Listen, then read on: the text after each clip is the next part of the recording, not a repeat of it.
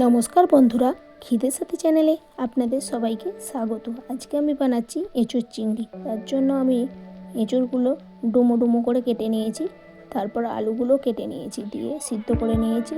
চিংড়ি মাছটা মাথাগুলো ছাড়িয়ে নিয়েছি, ভালো করে ধুয়ে নিয়েছি। তারপর আমি এঁচোড়টা ভালো করে ভেজে নিলাম, চিংড়ি মাছটাও নুন হলুদ মাখিয়ে ভেজে নিলাম। তারপর কড়াই তেল দিয়ে আমি ফোড়নে দিলাম লবঙ্গ, এলাচ, একটা শুকনো লঙ্কা, একটা তেজপাতা।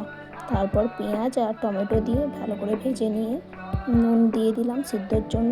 তারপর রসুনটা কষিয়ে নিয়ে রেগুলার মশলা আদা বাটা, জিরে গুঁড়ো, হলুদ গুঁড়ো, লঙ্কা গুঁড়ো দিয়ে কষিয়ে একটু সামান্য চিনি দিলাম।